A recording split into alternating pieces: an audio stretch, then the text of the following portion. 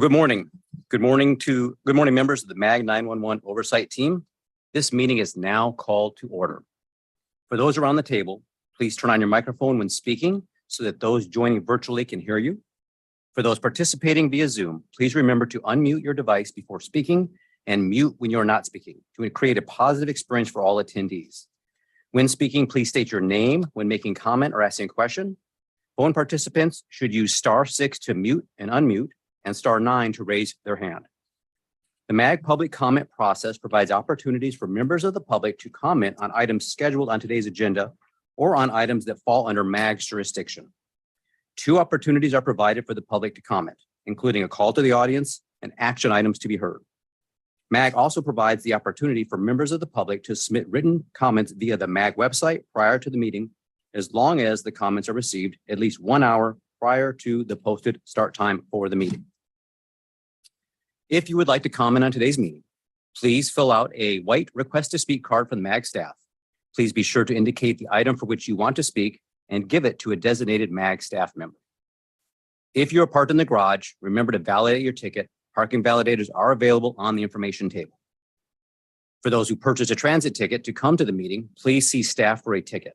Please note that hearing assisted devices are available from MAG staff. We will now begin the meeting with a roll call of the members. Thank you, Chair. I will go through the list of members. Please make sure you're unmuted and indicate if you are present when I call your name. Scott Walker, Phoenix Fire Department. Here. Robert Bokinski, Scottsdale PD. Present. Robert Sanders, Buckeye PD. Present. Michelle Potts, Chandler PD. Present. Brent Axman, Glendale PD. Present. Patrick Melvin, MCSO. Present. Forrest Smith, Mesa Fire, Mesa Medical. Present. Gary Bernard, Peoria Fire and Medical Department. Present. Amy Kubaska, Phoenix PD. Present. And Kathy Masters, Tempe PD. Present. Is there anyone present that I did not call? Chair, we do have a quorum. Thank you, Ms. Graber. Our next item is a call to the audience. This is the opportunity for the public to comment on items that fall under MAG's jurisdiction that are not on the agenda or that are on the agenda for discussion and not for action. 15 minutes will be provided for the call to the audience agenda item unless the committee requests an exception of this limit. Members of the public who are attending in person may deliver their comments at the front of the room. You have up to 3 minutes to complete your comments. At this time, I have received 0 request cards for this agenda item. Is that still accurate, staff? Thank you. That is still accurate. We have 0 request cards at this time. Chair, we have received 1 written comment pertaining to agenda item number 3, and that will be read during that agenda item. Thank you, Ms. Graber. Do we have any written comments for this item to call to the audience?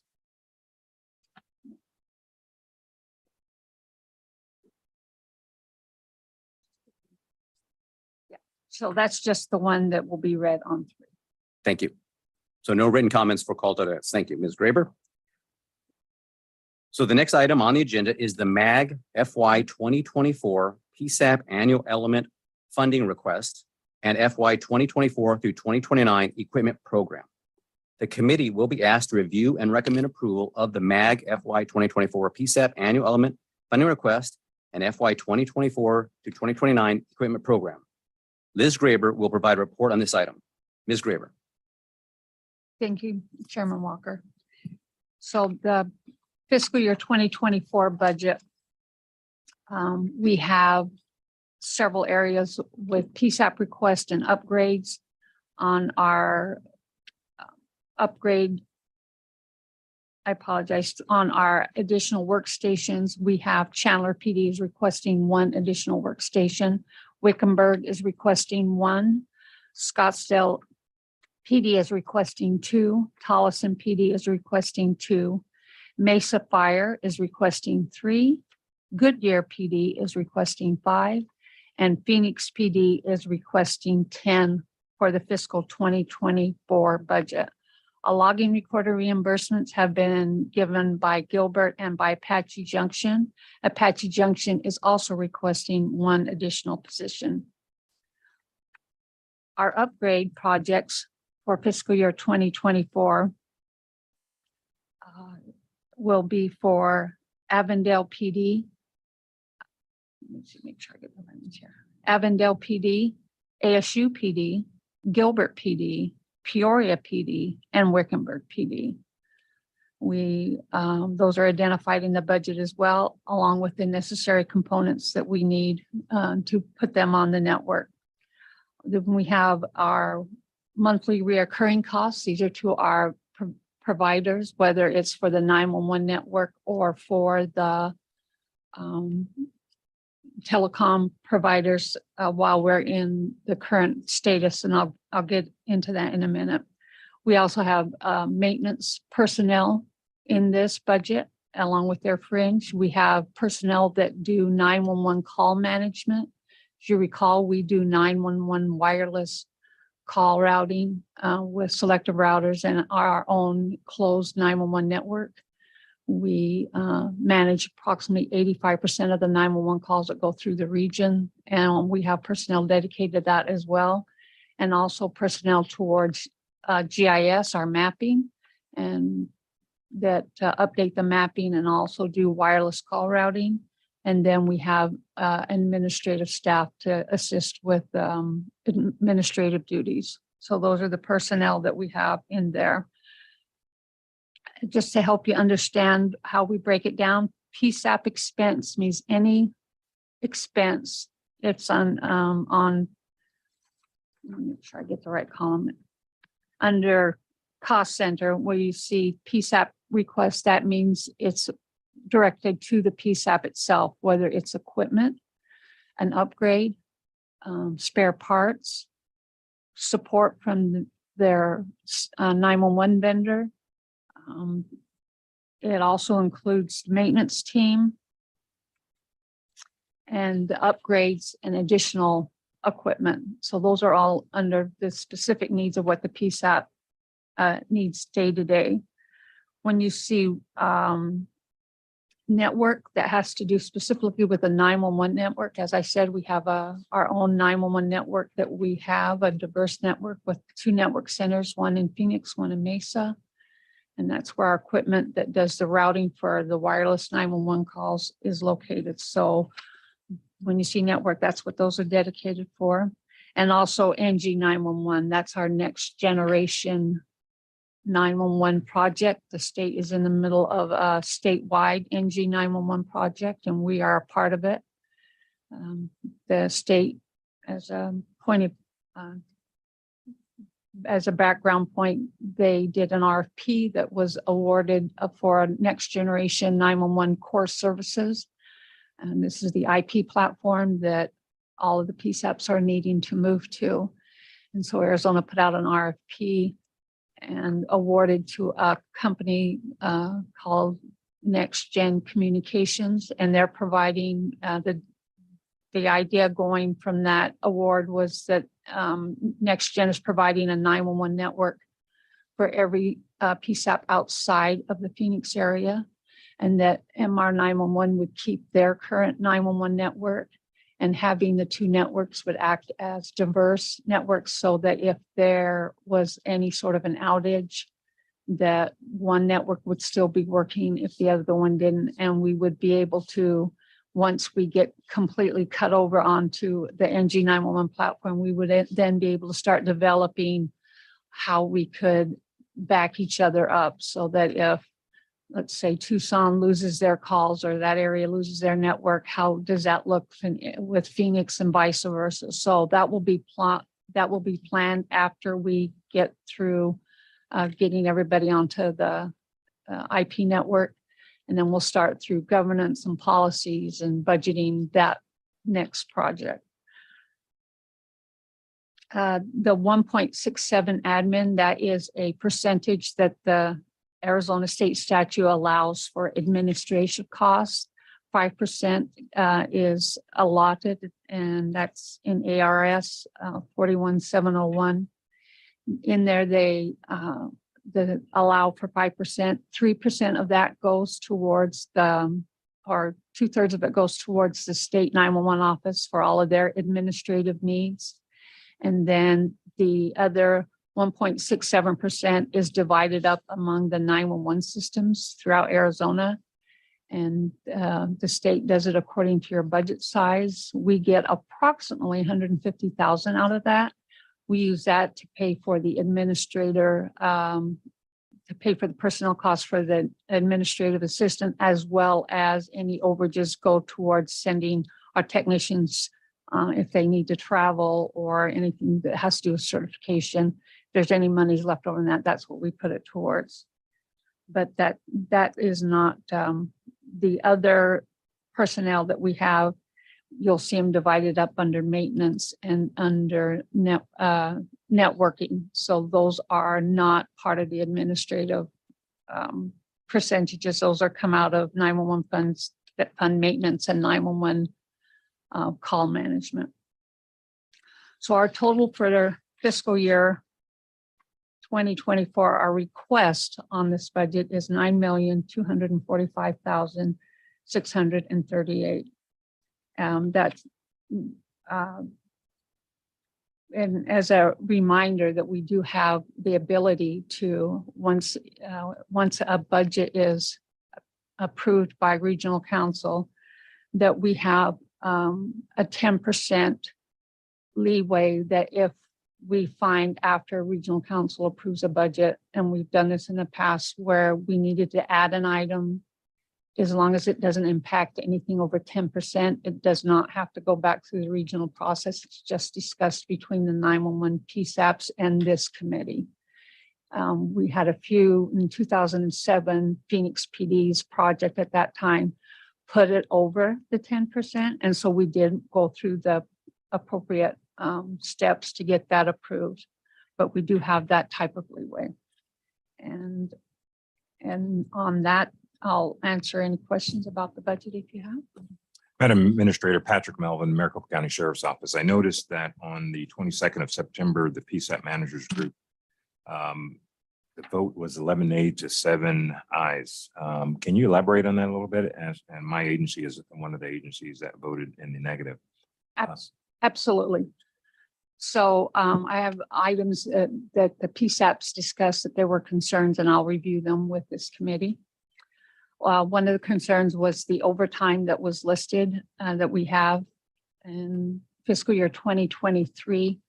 The state, when they gave us their grant, went over our grant award, informed us at that time that they felt like overtime shouldn't be paid with state 911 funds, that it needed to be an alternative method.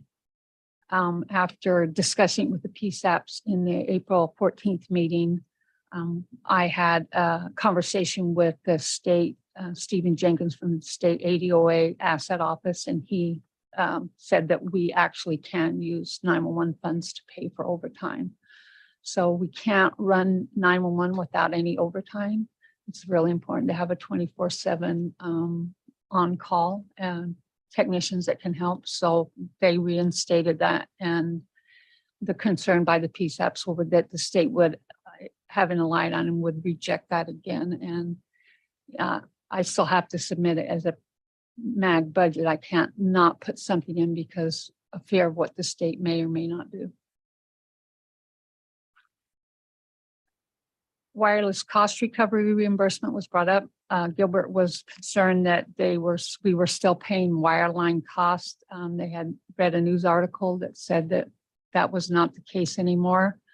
I have not received anything at all from anything official from the state attorney general's office or the state 911 office to say that that has been amended. It's in state statute 41704 under item 4. It says wireless carriers costs associated with provision, development, design, construction, maintenance of wireless emergency telecommunication services in the amount that the wireless carrier has not recovered through the deduction mechanisms specified law. So those are the items that are the 911 fund covers. And so that, to my knowledge, has not been amended by the state legislature or the attorney general. So when that happens, we only have one left wireless carriers. Most of the carriers have stopped asking for reimbursement because it's too cumbersome. And we just, Sprint just gave us notification this year that they are, or last year, that they are no longer seeking cost recovery. But we still have one company, ComNet, that is does towers only. It doesn't have customers other than it leases out its towers that it builds mostly in the rural areas. And so we do have some of those towers in our rural areas, and they do seek cost recovery. So that is why we still have that in there until I can get something official. I need to continue to pay those. There was concerns about unspent monies from fiscal year 2022. Several of this came from several of the PSAPs that had concerns that items, monies were left over that weren't spent on the grant. And just to review some of the challenges we had in fiscal year 2022, we discovered that CenturyLink had been overcharging us for wireline in approximately $40,000 a month. We found that error and they fixed it, and that dropped our monthly payments by $40,000. AMR Rural Metro, who's one of the PSAPs that we provide for, was due for an upgrade in fiscal year 2022. They are required to move to a different building, and that building's not ready. So they asked if that could be pushed to fiscal year 2023. And so that left that monies on the table. We also have two vacancies of personnel that caused some monies to be left on the table. And then again, Sprint notifying us that they were no longer seeking cost recovery. So we only spent 75% of the fiscal year 2022 budget. And we've discussed about having quarterly in our meetings, quarterly reviewing any overages that we might have or monies that we've saved that we can redirect. And with the PSAPs, if we discover something we'd like to redirect that money to, we still have the process of going to the state and asking them to redirect the money. So that is something we can start so we can make sure that we can spend as close as possible. There was concern that the monies that was left on the table impacted PSAPs outside of Maricopa region. And just so you're aware that in the state fund, it allows the 911 funds that they collect to not roll over into the general fund, but actually roll over and stay within the budget. So the rollover for fiscal year 2022 that they did from fiscal year 2021 was 13 million. So I think all the any PSAP needs outside of Maricopa region were met with those monies. It wasn't in danger because of the 2.5 million that we ended up saving.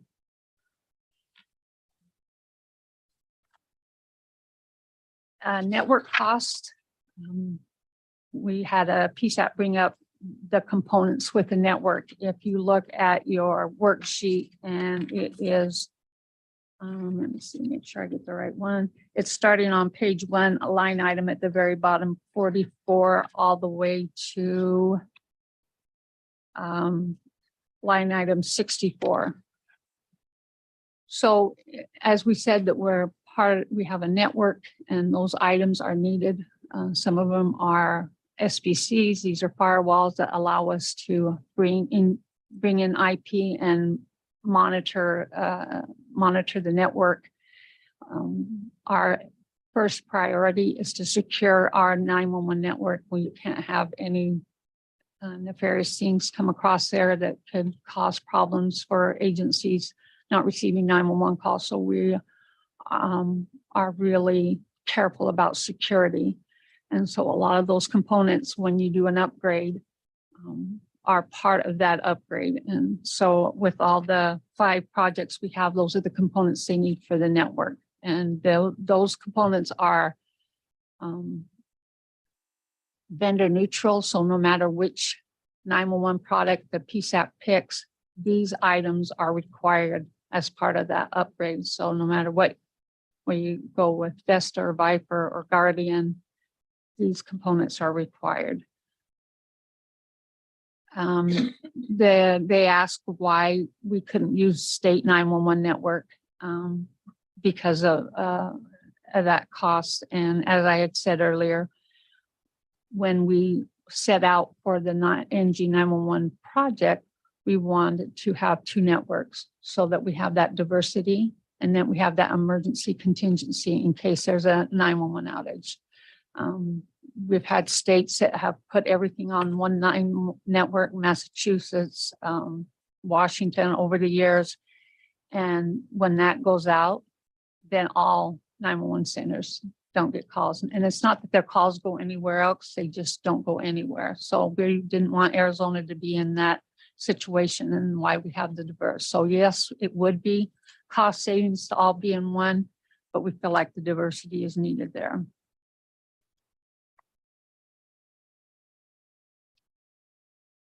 The next thing we have noted is the grant submission. So the reason that we plan out our budget, we start asking for the budgets from needs from the PSAPs in April, and that gives them time to get their documentation of what their needs are. They turn them into us, my team, and we develop the budget along with the cost of carriers and the upgrades and everything.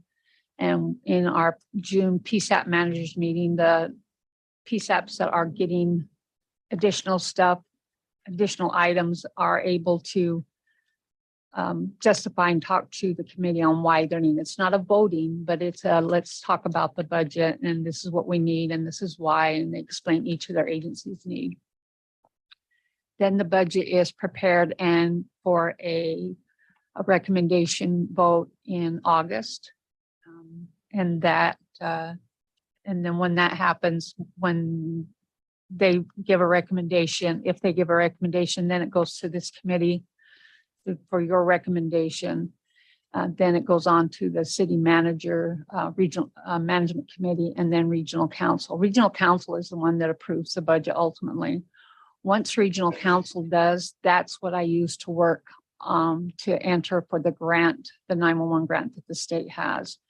And so we are under a deadline to be able to go through the MAC process and have that done before the grant comes open. The grant last year started on December 1st and ended on January 15th is the deadline. So to be able to get that through the MAC process, we have to be done and have it all wrapped up, ready to go by the 1st of December. Goodyear thought that perhaps that they had a meeting with the state thinking there was flexibility on that deadline. And I reached out to the state and they said they were still planning on submitting the notice of funding the end of this year. And there was no changes. So that they didn't give us any changes about flexibility or anything. So we're still following that. We need to get this submitted to get this process completed so that we can meet those grant deadlines. The last one was on, there were the new position requests, the additional ones that I reported on. There was concerns from MCSO that this wasn't appropriately justified. His concern was that there are 911 positions out there in PSAPs that sit vacant, and we're spending money when there's nobody, you don't have the staff to put them in there. When we do our budget process, we do request that the PSAPs provide justification. This is something that we approved as a committee. And so when they ask for additional positions, we ask for what the total number of workstations, the number of radio workstations, the number of call taking workstations, and the number of authorized staff. So authorized staff meaning even the vacancies, we want to make sure those are accounted for. Justification of need and circumstances. for the need. And then we also asked them to get a signature from their chief to authorizing and make sure the chief is in the loop that they're asking for this additional positions. And then we asked for records showing 911 and non-emergency and the busiest hour call volume reports for the last 3 years. So all of the PSAP requests for fiscal year 2024 completed those and turned in that justification. Ultimately, the state, and I'll give you an example for fiscal year 2023, the Goodyear PD requested for 5 additional positions in fiscal year 2023. And the state gave us their calculations on when they approve an additional position and when they will not fund additional positions. And they do it by the number of 911 calls statewide divided by the number of call taking workstations. And that's how they come up with the ratio. And they set a number that if you answer X amount of calls, if your average is X amount of calls, then you are eligible for an upgrade and an additional position. If you're not, then you are not funded by the state. So this year, the last they reported to us is the number is 3,954 is the cutoff, and all of our requests that were for fiscal year 2024 meet that, except for Goodyear. And Goodyear also so they were denied last year, and they've reinstated this year as well for the 5 positions. So even though MAG votes on those positions, ultimately the state is the one that says, no, we're not going to fund those, even though it passed. So last year it passed. Yes, we'll give Goodyear those 5 positions, but the state said, no, we're not going to fund them. So, but there is a concern that MCSO voiced that there are PSAPs that have vacant positions not being used, and we continue to ask. So having that, it was voiced, but they followed the process regardless. Everyone that turned it in followed the process of what we requested. And I believe those are the things that I've captured, but I'm happy to answer any questions. Thank you, Ms. Graber. Are there any other questions from the membership? Yes, sir. Bob Sanders, Buckeye Police Department. Just a couple of follow-up questions. What is your timeline for the transition to the managed services or NG 911? You talked about having 2 systems running at the same time. So it's a statewide project, and originally the state they've divided up into different phases, and the phase that was for Maricopa region was set for July, but issues with outside of our region on their implementation with AT&T got pushed back. And so we went from September, and now we're pushed to November. So we are looking at the current time of November to the first part of January. But I don't, there's always, it could be pushed, but that's what we're shooting for at this time. Just depending on when the ones before us get their project done, then we can start ours. So how long will the rest of the state be on a different system than Maricopa County? They'll always be on a different, is because there's 2 911 networks. So the rest of the state is going with the 911 network through Comtech, and Maricopa region is keeping its own 911 network. But we still want to get what they call core services from the data that is fed for a 911 call under the new NG 911. So we'll still have that connection, but we'll have our own separate networks. Sorry for my questions. I'm new to this game, so I'm learning. So the managed services and what MAG 911 is our managed services for our PSAP for Buckeye. So managed services is when you do, or they call it 911 as a service. So there's a difference between having your equipment on premise and then having your backroom equipment, I should say. So your operators still have their equipment, but your backroom equipment is then kept in usually 2 different network centers from whoever's providing that. And so that the connections, all the fiber connections go there. And then from those network centers, then you have a connection out to your PSAP. So you don't have the servers and such, very limited. You have some pieces, but all the servers and all the brains of your 911 system are sitting in network centers, and other PSAPs by theory are in that network center to sharing your services. Yes, ma'am. Thank you. So the redundancy, you talked about two different services.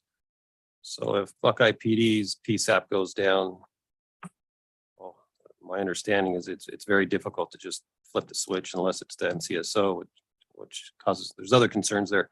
But since there's two different systems, I thought you alluded to earlier that the reason we run two different systems is in case one goes down. But can the MAG system work with the rest of the state? And that's the purpose, that as soon as we get the state on, then we'll meet together as a state, my peers across the state, and start planning out what that looks like.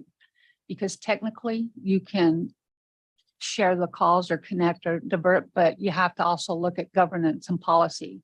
So the fact that has to be planned out. So the fact that we can send a call to Tucson for them to answer, then what does Tucson do with it when they get it? You know, when they get the voice call, now how do they get Buckeye to be able to respond? So a lot of that policy has to be worked out, but technically the idea is to have the networks fail over one to another so that calls still get responded to.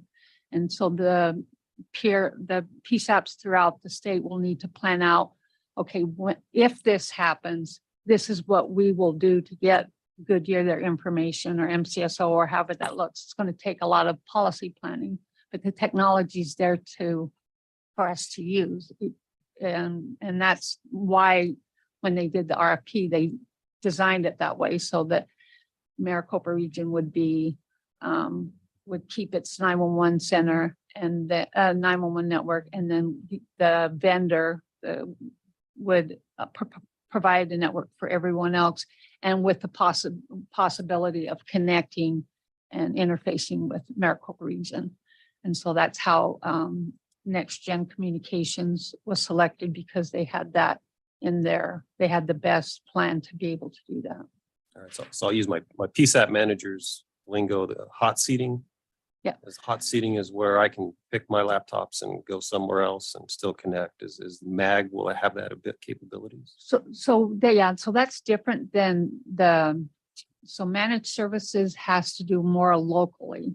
So you can do that, but it's not without leaving the Maricopa region 911 network. All that's saying is Buckeye is on Motorola Vesta, and Glendale is on Motorola Vesta. You would be able to go there, whatever PSAP. The only time you can't do hot seating is if you have a different vendor. So if someone has Viper or Guardian, having your PSAP go there and log into a different phone system altogether that's where hot seating would work. You could still go there and we could push the calls there, but your operator would have to know that whoever's there from Buckeye would have to know how to answer the call off of that new system. So hot seating can occur today. They just have to be on the same system.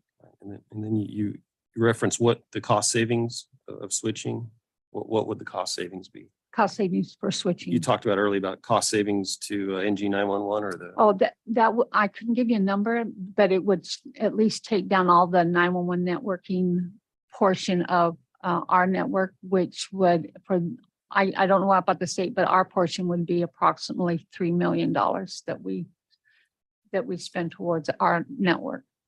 The state, I believe, if I look at it, is for everybody outside the state there, according to the price sheet on the contract, is about 6.3 million. I think my last question, you talked about, I saw where there's $2 million in approximately in FTEs or staffing.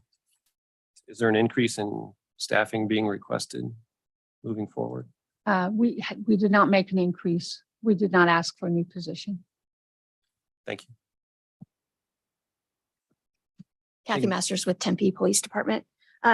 You had mentioned that there is a process by which costs could be increased if they're within that 10% range. Is there a process by which, if costs are reduced, that those are reported throughout the year, so that way budget could be adjusted and we could recoup or respend those allocated funds and let the agencies know. So that way we don't get into this $3 million or close to, 25 to 30% give back to the state at the end of the budget cycle. Yeah, and we would do it, as I said earlier, quarterly, where we'd be able to evaluate monies that haven't been spent yet and possible cost savings with the PSAPs, but we still have to file with the state to get their approval to do that. But absolutely, that's something that we would like to employ, and so that they have more say on a quarterly or however often that the PSAPs feel like they would like to do it. The only thing you have to be cautious on, if somebody has a project that they're not able to get installed, is that if that leaves $400,000 and it's May, we want to be careful in case we need to, if they have a late install, that we're not respending that money, then that's the risk you run. And if it doesn't work out like it did for AMR, then that's $400,000 that you don't get it, you have to turn back. So that's the only thing that you run risk with, because it ends the fiscal year's June 30th, and that's when the grant ends as well. And my next question is this the only, or is this last year the only year that amount has been given back to the state? No, previous year it was approximately $1 million. There's usually some things that happen that come in cheaper or not, and last year was $1 million, but because of all the things that happened in fiscal year 22, it was more.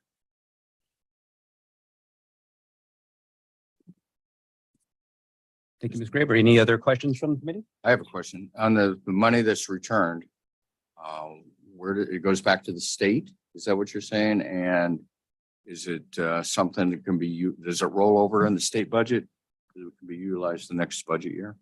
Yep. And so I think there's a misnomer on how the state funds us. It's by reimbursement. So we really don't get 10 million up front from the state to start spending. The city of Phoenix purchased as a procurement vehicle to buy all of the items. And then at the end of the year, at the end of the month, they submit for reimbursement. So that $2.5 million never came over to us. It's still with them, and they do have able to roll it over. So they did have 13 million, because there's concerns about that those monies that somebody was hurting for them, but actually they do have 13 million that they rolled over from the previous year. The state did, not us.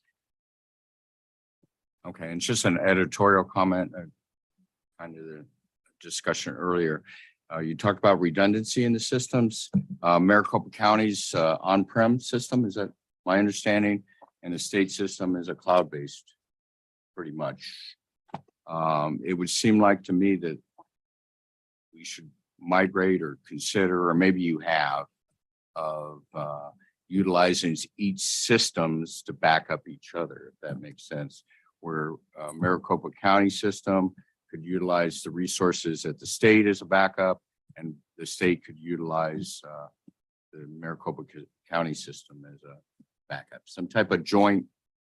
It seemed like we would save funds and maybe have a more robust, redundant system. And that's our plans, so that it's not all on one network. The other item is in our strategic plan that we wrote, that we're getting ready to renew. We have a goal to have Network Center 3. So we have Network Center 1 in Phoenix, Network Center 2 in Mesa, and our goal is to have a cloud-based Network Center 3 that would allow us to have diversity in the cloud as well as on-prem. And that way, if something happens, disaster as far as locally, we have the cloud to back us up. If something happens to the network, and we know that cloud services fail, we've seen it over and over again, that we have local prem equipment that we're able to keep the 911 calls flowing to the PSAPs.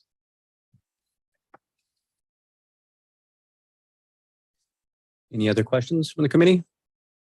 Yeah, Amy with Phoenix. You mentioned that some states had complete 911 outages. Was that recent? And was that on any of the systems that we use? I don't know if AT&T was it, but it was a managed service in the cloud systems, and it was the biggest one was the state of Washington. It actually took out multiple states on that one that were on a managed services that they all shared the same networking, and Massachusetts has as well. The 911 outages happen a lot, and so the reason that we did not go to a managed service platform when it was proposed by the state in 2016, 17 is because the risk that it poses putting everybody 911 into one system.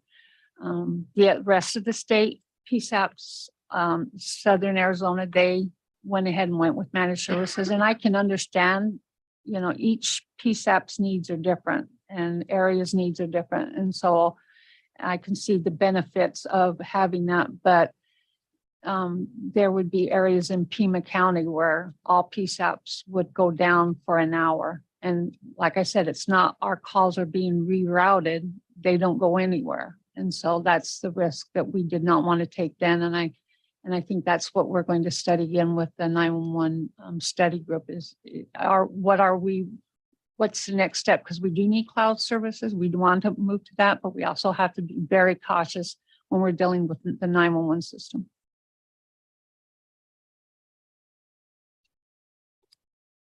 Vice Chair, any questions? Yes. Thank you. Robert Bokinski, Scottsdale Police Department. Some of these are just for clarification. I just want to make sure I understand the process. And I believe you, excuse me, you may have spoke to this, Liz, and I apologize if I'm not following. And I don't know if it'd be you or Mr. Pryor who'd be best suited to answer these. But and we had spoke prior about the process. This is actually not an approval process. This is a process to support the budget. Is that correct? Because I'm trying to reconcile why a budget that was not approved at the first level made it to the second level. All right, so, Mr. Chairman, members of the committee, that's a great question. So for 911 purposes at MAG, if hypothetically, if nothing were to occur in a calendar year regarding 911, the budget is the primary kind of process that moves through the MAG committee process. Of course, as was stated earlier, starting with the PSAP managers, moving to this 911 oversight team, onto the management committee, which has city managers similar, ultimately to the regional council, which is our board comprised of elected officials, mayors, similar. So that's our process. We have some similar 24 technical committees at MAG working on a lot of issues from transportation to air quality. Just a raft of issues move through MAG, but it's really number one of what I would say is MAG is our member agencies first and foremost. As MAG staff, we're conveners, if you will. We're focused on process. In this case, it's getting a budget to the state in a timely manner. To answer the question, regional council is the ultimate approver. So at any given issue area at MAG, you will see where technical committee is on up. The action is generally recommend approval. And that recommendation is taken up by the subsequent committee moving up the chain to the regional council. So Chief Walker, in his role as chair, had asked the question regarding the PSAP's action to not recommend approval. Is it proper to advance this issue with this committee and continue moving it up the chain ultimately to regional council?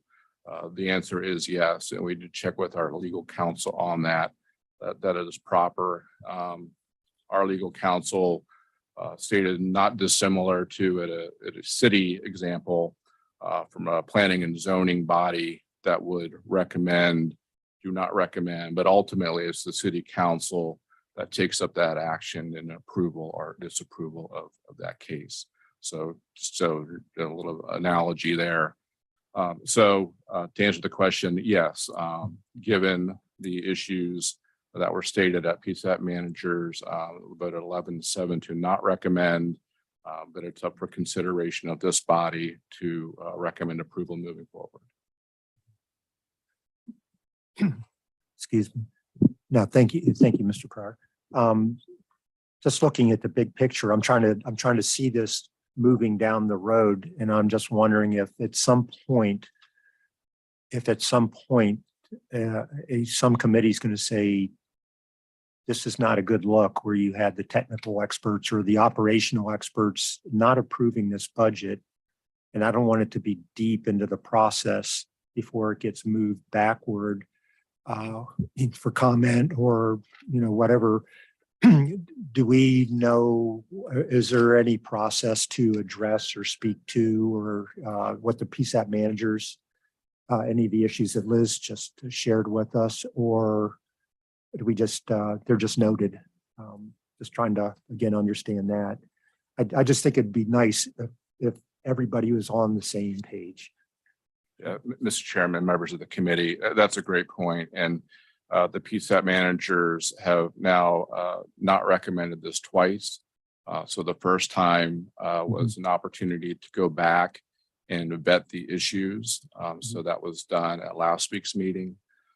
Over an hour of conversation, Liz brought the points made at that committee here today, and there's more of them.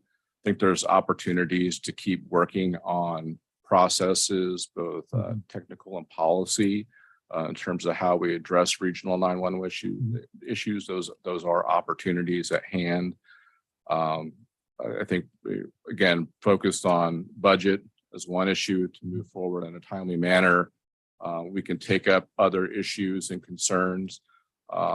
You might have seen last week that we sent out an email to this body and the PSAP managers with copy to government relations staff around the region to please submit any and all questions, concerns, issues that might be had in regarding 911, regional 911. We've been collecting those to date. And the goal is at next week's joint meeting of this body and the PSAP managers that we can walk through some of these issues and questions, hopefully providing some kind of clarity and baseline understanding among this body and the PSAP managers. And that conversation, the hope is, will inform the 911 study committee. So as was stated, we do have a 911 study committee that's co-chaired by Kevin Phelps, city manager of Glendale, and Chris Brady, city manager of Mesa, with participants from the chair and vice chair of the 911 oversight team, chair, vice chair of the PSAP managers, the chair of the MAG technical advisory group, as well as a number of PD, police department participants as well. That's how it was convened in the 2016 timeframe when we were addressing managed services issues then. It was not just focused on managed services, but regional 911 as a whole. And the outcome of that was a 7-year plan, of which we're in year 6 of now. So it's a great opportunity to revisit the plan, kind of our standing to date and where we go from here. So an opportunity for that study committee to look at all issues related to 911 and map our future going forward. So again, addressing these issues that have been brought forward by PSAPs, looking at the issues next week, helping to inform study committee. So we're very transparent in the issues that are on the table and getting those addressed so we can effectively manage and operate our regional 911. That's the intent. Okay, thank you. Now understood. With that being said, I recall I asked a question at our last meeting. I don't know that perhaps I wasn't as clear in the asking as I should have been, but should there be any decisions made out of that study group? I suspect there will be fiscal implications or impact that attach to that. How we can't anticipate those in this budget, obviously, and the timing is such that we don't know what to put in yet. But should that come up, are we going to be in a cycle where we need to wait 18 months to implement, or is there alternate funding source, or would we look to that 10% balance, we'll call it, or variance that we can work with to address those things that need to be addressed immediately? Mr. Bokinski, what would happen is with any big project, there's a transition period so that once the 911 study committee comes up with what they see the vision is for 911 in the region, then we would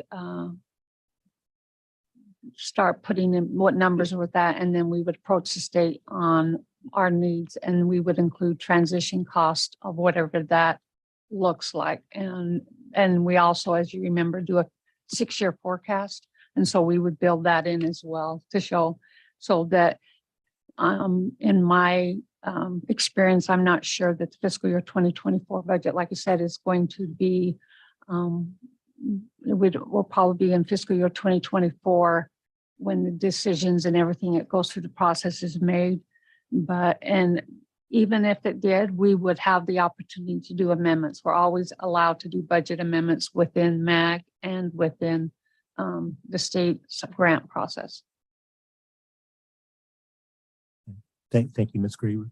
Again, I think I know the answer to this, but again, just for clarification, we can move a request for 10%, and that's not per request. I'm assuming that's per total budget, correct? That is correct. So in example of fiscal year 2024, we have 9.2 million. So we'd have flexibility of a little under $1 million that we could redirect without having to go through the MAG process. Okay. Thank you. That one seemed to be obvious. I just wanted to make sure I was reading that correctly. The again, a number of questions here. I might not be taking enough of a deep dive on the budget, but I believe Phoenix Police and Phoenix Fire account for about 30% of MR 911's 911 calls, but I do not see them specifically named here or any. They are included in the budget, correct? Yeah, so neither of those PSAPs are identified as upgrades. Last year in fiscal year 2023, we have Phoenix PD. So the current one, we got MAG approval for their budget. The state also approved funding out of fiscal year 2023 for their Phoenix budget. Phoenix Fire has no requests and no upgrades. And the budget doesn't account for the day-to-day networking per PSAP. It's just a general. So when you have something for, let's say, Cox Fiber, that's just represents the region. It doesn't break down per PSAP. Phoenix PD, back to them, their project, because they're moving to a new building, ran into some complications, and they are not going to be able to install by fiscal year 2023. So they've approached Maricopa region and the state in a meeting to talk about perhaps splitting, because they are a sizable thing, of using the monies they've already been approved for fiscal year 2023 into fiscal year 2024. And then because of that big shift with the PSAP moving Phoenix PD, we don't want it to impact those 5 agencies that are slated for fiscal year 2024. So in having conversations with ASU and Avondale, if we get this approved, that they're approved for an upgrade, then we would do a budget amendment that would shift their projects up and split Phoenix's between 2024. But I don't think I can do that until I know that MAG is approving those PSAPs to get upgraded.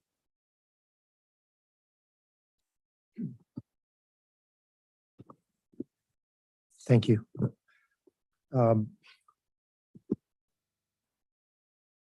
Just a few others, just based on other questions asked, again, looking for clarification. There's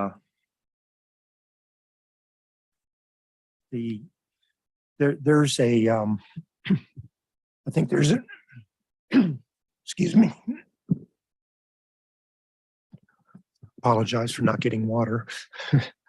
I believe there's an understanding among the chiefs, perhaps, and a number of managers within the valley that state, the state 911 budget through ADOA at the end of the fiscal year does not in fact roll over, it rolls over into the general fund. And I don't know if we have a definitive statement on that or not, because it'd be really nice to, thank you very much.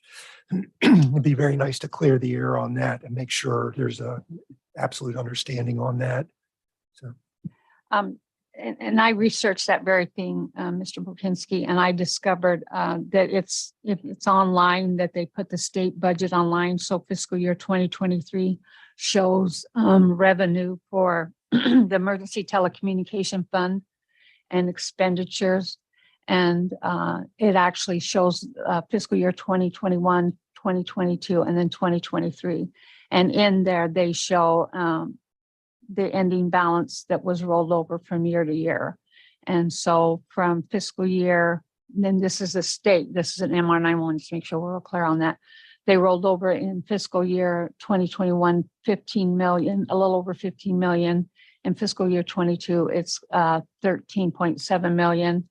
And in fiscal year 2023, it's 2.6 million. So that by state statute, and I'll go back to that's ARS 41-704. And this is in 4-C. It says, at the end of each fiscal year, unexpended monies in the fund, including interest, shall be carried over and do not revert to the general fund. thank you. I appreciate that.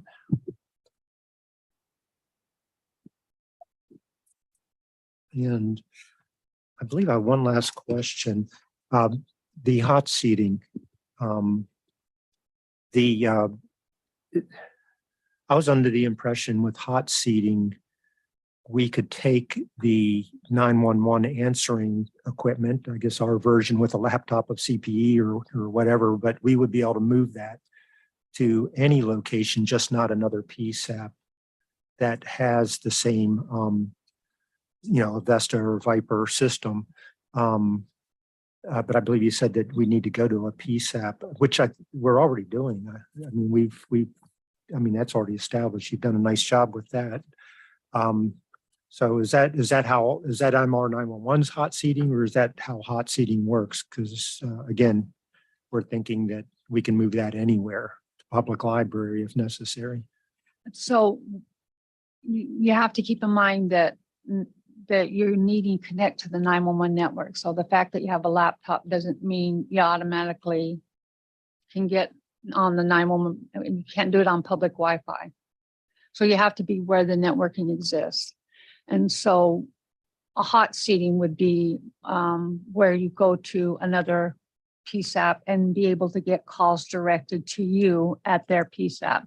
Now, whether that's that you have a special login under their 911 equipment. And once again, you want to have like for like CPE. So the operator from Scottsdale understands how the equipment works. You'll be able to log in, and hot seating is where if it's a managed service or 911 as a service, then you can tap into what your screen looks like. But that is, you can also go there even if you're not on 911 as a service, and your calls can be directed there. And that's kind of how they do it today. We also do a thing that is today, which is MR 911, where we can do 911 call sharing. So this was tested out with Tempe, Mesa, and Scottsdale, where 911 calls are more of a round robin, where if you are low on staff or there's some reason you need to share your call load, that they would notify the MR 911 team, and within a 30-minute window, we could have the calls going, every 2 calls going to another PSAP, so that they're helping take your calls if for whatever disaster you're looking at, that you need to have them share the call load. Does that make sense? But hot seating is just meaning I'm able to take 911 calls anywhere. But a laptop, the problem you run into laptop is you got to be able to have a secure network to take 911 calls across. And it has to be also in a secure place. You don't want to take 911 calls where somebody that has nefarious ideas would get a hold of your laptop or get into that system. Because remember, the ultimate thing we have to do is protect the 911 network so that it doesn't get hacked or anything happens to it. Okay, thank you. I just recalled, I do have one more question. In looking at the quotes for a couple of the PSAPs that are getting a new 911 system, I noticed those that are going to Vesta, which we just did this past year, are actually, they're budgeted to receive the smart transcription and citizen input feature as well. We had asked for that last year, and I don't know that MRI, I guess you can speak to it as to the reason. But I was thinking you're still in an investigative phase. Can we do this? Can we handle this? So we were not able to obtain that this year, and we're hoping to have that because the capacity that comes with that ties into a lot of other features that we wanted to do. And if it has been investigated to your satisfaction and we can move forward with that technology, I was also interested in what steps can those PSAPs that we're not able to get it this year, how can we get that functionality? Thank you. So when we cut over Glendale and Scottsdale and Tempe, they did go to a Motorola service. At that time, the smart transcriptions, citizens input, and Vesta Map Local were all additional items, optional items on the state contract. And when we received our notice of funding, one of the main things that the notice of funding said that it needs to be that they were on short, that they need to be cautious on monies, that we only can spend what only ask for what is needed. So, and not to have anything, and I'll get you the exact words of it. Keep your request to essential needs as we are working through the statewide to implement EZNet core services and CPE. So with that on the fund and where they were optional items, historically, the PSAPs pay for anything extra beyond what the state funds. So that's why none of those were included on the quotes. In the June meeting, PSAP managers meeting, the state came forward and said that indeed that they would, this was on June 9th, Mr. Jensen said that we could include those that the state was paying for them. He felt like that the strategy of making sure we ask for everything we want, and that gives us justification to help them increase the tax. So at that point, we implemented that. We instructed the vendors to include all of that. So Scottsdale and those that have already had it can absolutely put in a letter with that stating this is what they want and justifying it, and then we can add it and do a budget amendment to the state and add that to them. But it will require notification to us so that we can submit it to the state. Okay, just so I understand, we can do this, and so it's going to just simply require a letter from us, and the process for that, I guess we can go offline and speak to you directly, and you can walk us through that then. Yeah, absolutely. And there was concern on our part that because you are bringing in an outside source to the 911 network, and that once again, you're inviting abilities for nefarious things to happen to your network. So looking and studying that with the vendor on what that looks like. And that's still a concern for us, but we have a workaround that we believe that would fill the PSAP's needs and be able to protect the 911 network. So Scottsdale, I know, is the only one that had entertained buying it, but it has not been purchased yet. But absolutely, if I get that paperwork from them or Tempe or Glendale, we can get that. We can get that added on and submitted. Okay, thank you. No further. Thank you, Mr. Pryor. Thank you, Vice Chair. Any other questions from the committee? No. Ms. Kubasak? Cusack, yes. Kubasak. So I appreciate that there's the upcoming meeting on October 5th. Does this vote have to take place today, or can it be pushed back until the October 5th meeting is completed?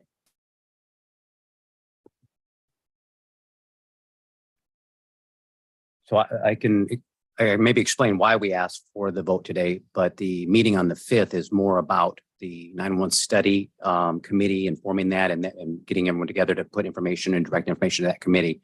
So I don't believe that meeting would really isn't intended to discuss the budget or budget process on that. Yes, I have a follow-up to that.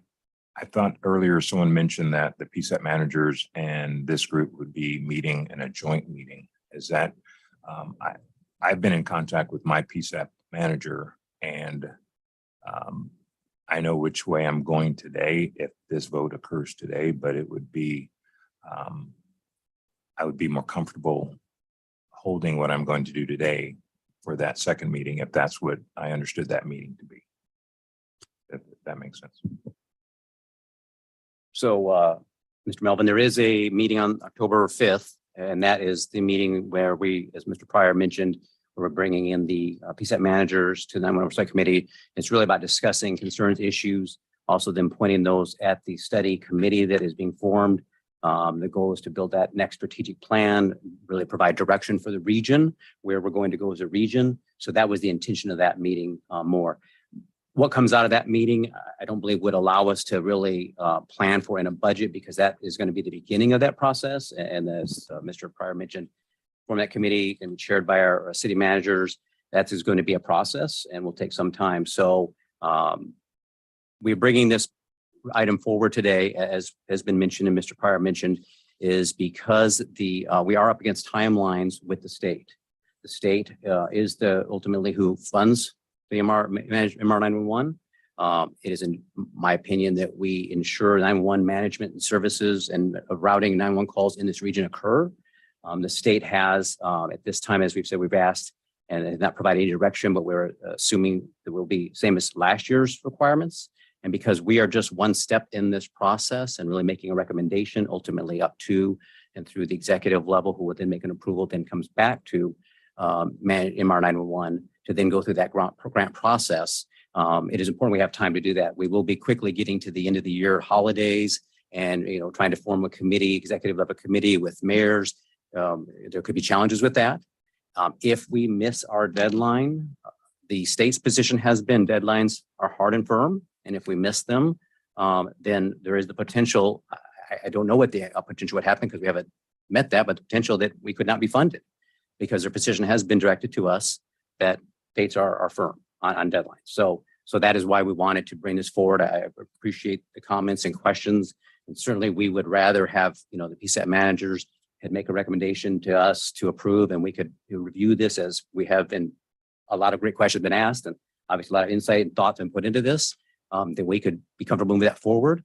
But I think it is important for the process, the MAG process, and ultimately to ensure funding for our region occurs. I do think it's important that we consider moving to a vote today on this. So hopefully that will answer your question. Thank you. I did have a couple of questions to Ms. Graber on the budget. So you admit in past presentations, and just clarifying, your budget represents the replacements, upgrades of PSAPs on your 6-year cycle. So I want to make sure that PSAPs all of our PSAPs that you manage are being maintained and replaced on that 6-year cycle. Your budget reflects that? That is correct. And so part of the budget process is when we gather the information in April, and then we bring it towards the PSAP managers in August, they get the updated 6-year forecast so they can see where they're due for an upgrade and they can help track it. And they get that sheet updated every year when we do that meeting in August. Thank you. And I know you also addressed this, but I want to just for clarification, the process to add positions to the PSAPs. There is a process within the MR 911 section that the region utilizes.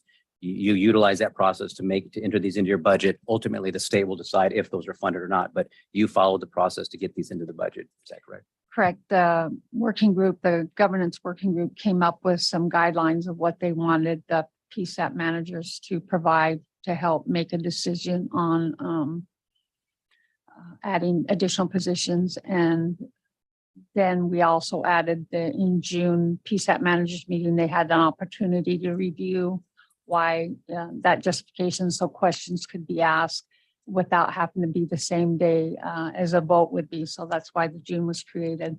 So that gave time for the PSAPs to hear and before they made a decision in August.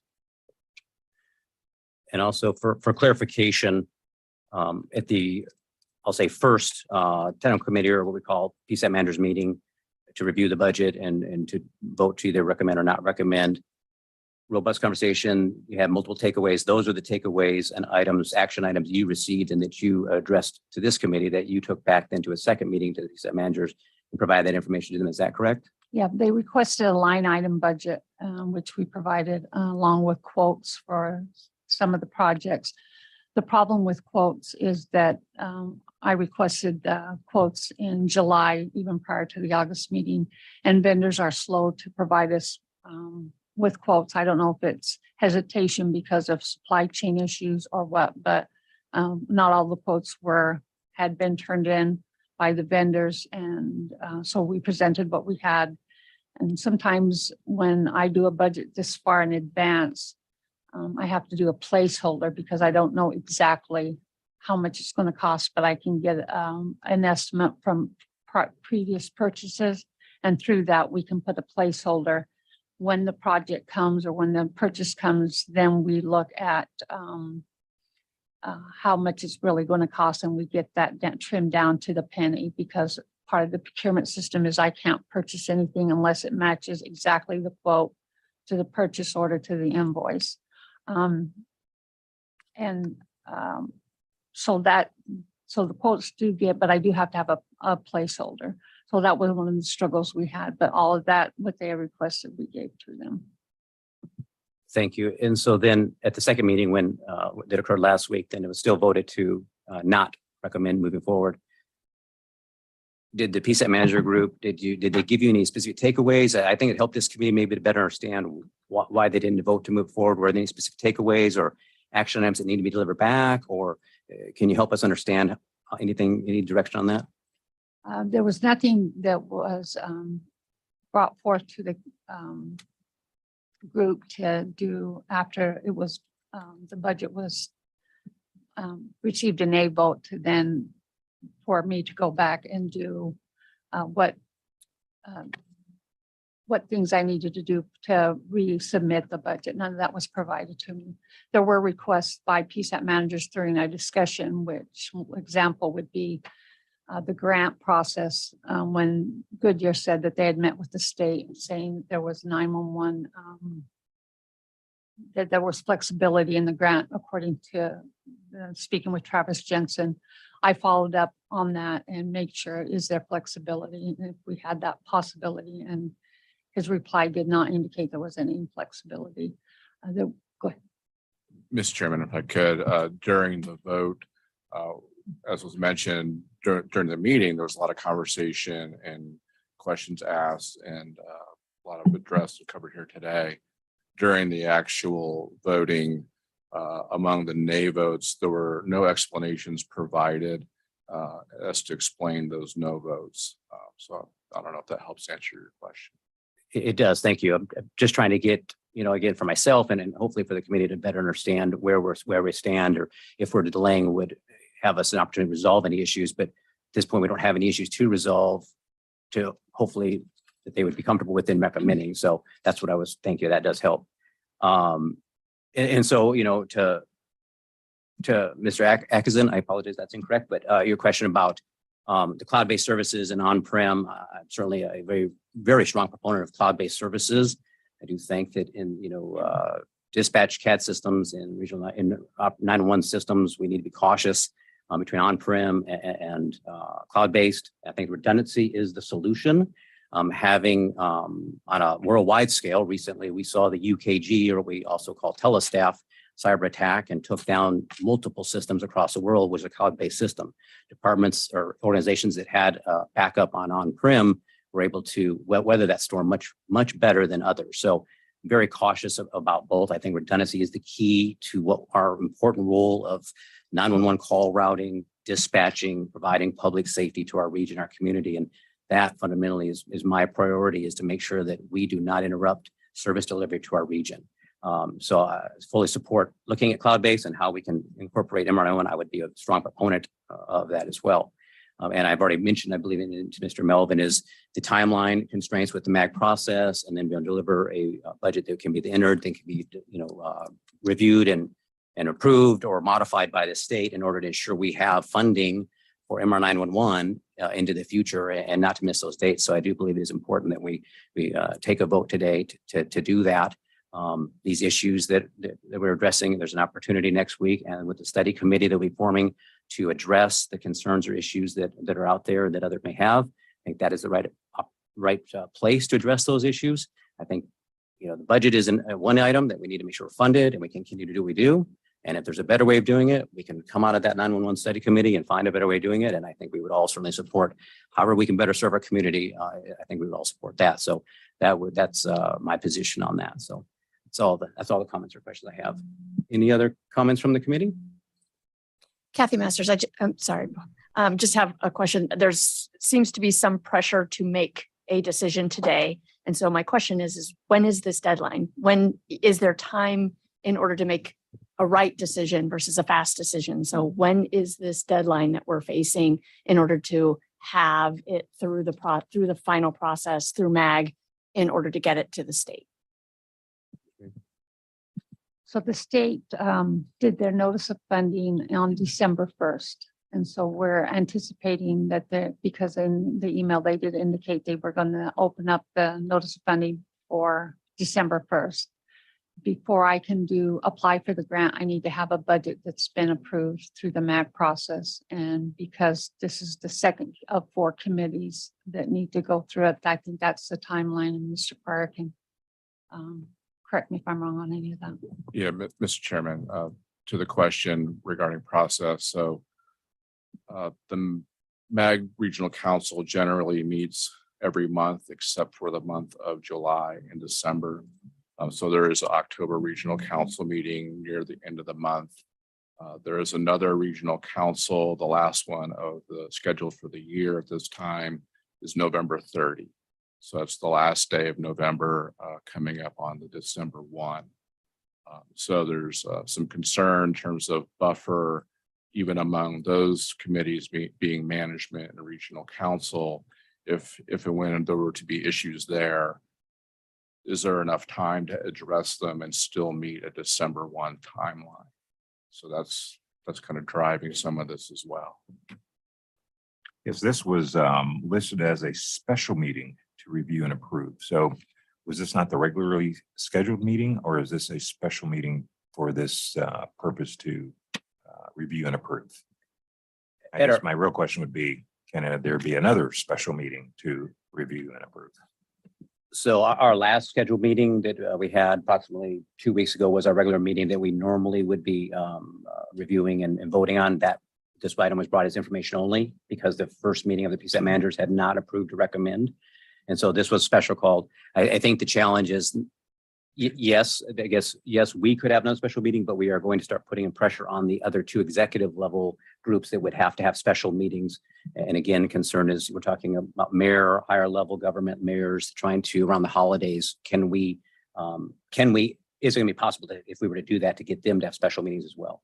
Mr. Chair, and I totally agree, and I understand what you're saying. However, I think that if we were on one accord prior to going to the executive groups, coming from the first 2 groups, PSAP and us, if we were both in approval mode, which it looks like we can, if there was some hesitation, just asking, then it would be, the deadlines would not be that much of an issue if it were brought to them after the one accord meeting.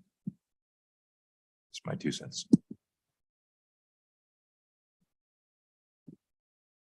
But we have the item on for an action item. So obviously the committee can make that decision. It's ultimately my decision on this, but Mr. Chairman, I'm being flagged by staff here. I was just going to mention, this is Chantal.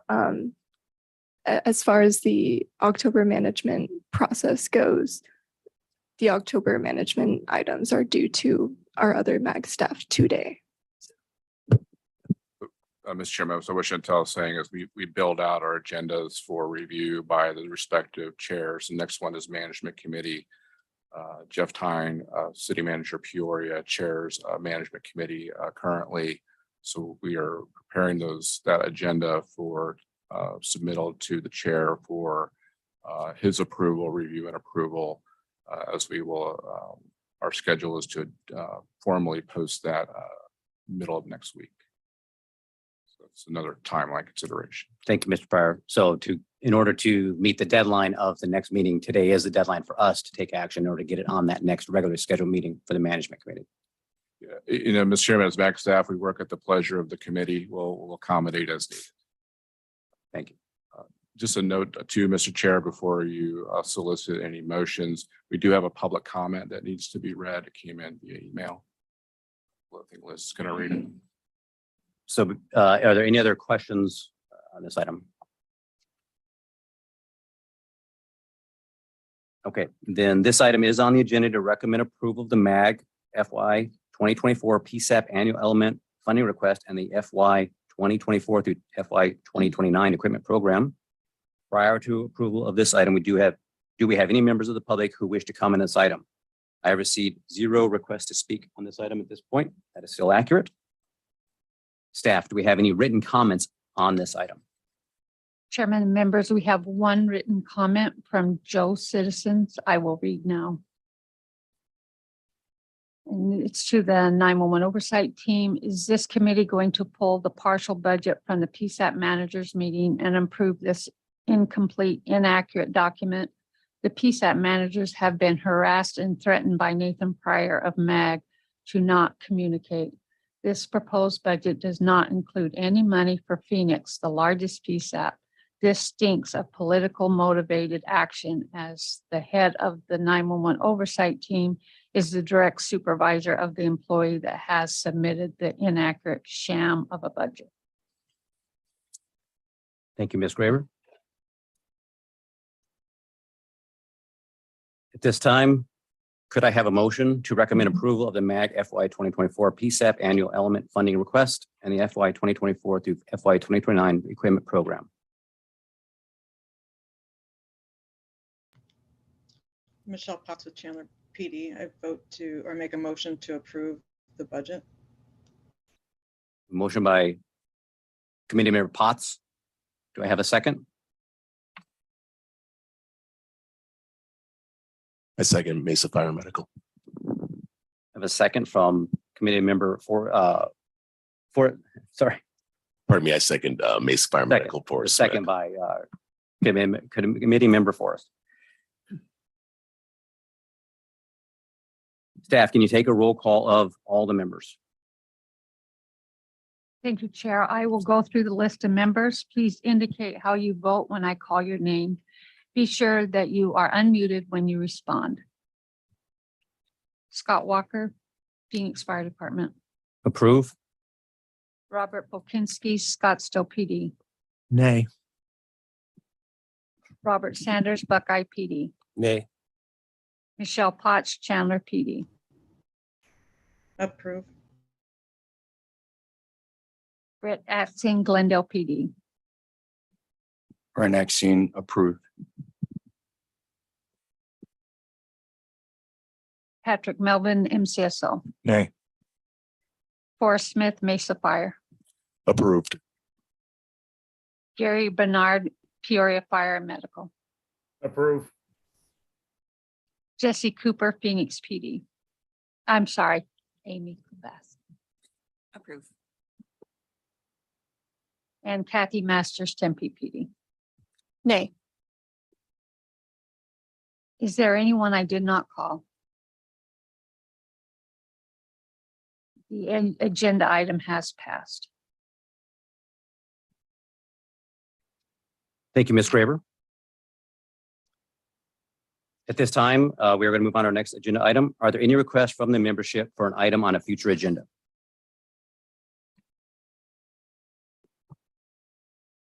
Hearing none. Are there any comments or announcements from the membership?